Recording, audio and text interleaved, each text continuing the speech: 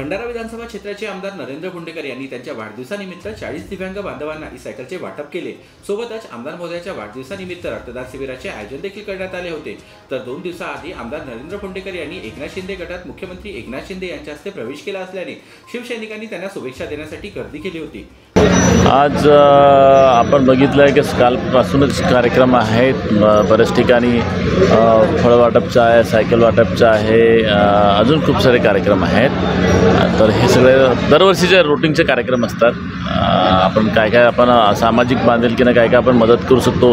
Blood camp आहे, medical camp आहे, सगळ्या पद्धतीचे मेडिकलचे टेस्टिंग आहे, इक्विपमेंट आहे, सर्जरी आहे, सगळे इथून सगळे स्कॅनिंग करून सर्जरी होते। तर आपण एक प्रयत्न करतो की ह्या वाढदिवसानिमित्त सगळ्या सर्वसामान्य गोरगरीब माणसांच्या सोबत कसं साजरा करता येईल, ज्यांना आधाराची गरज आहे त्यांना ह्या कार्यक्रमाच्या माध्यमातून कसा आधार देण्याचा प्रयत्न करता येईल, हे सगळं कार्यकर्त्यांच्या आणि आमचे सगळे जे हे आहेत संस्था वगैरे यांच्या माध्यमाने हा उपक्रम आहे। आता आपण सायकल पण बघितलं की दरवर्षी आपण इलेक्ट्रॉनिक सायकल देत असतो, जेणेकरून कधी कधी फिजिकल त्यांना चालू शकत नाही अशा लोकांना इलेक्ट्रॉनिक सायकल देतो आम्ही।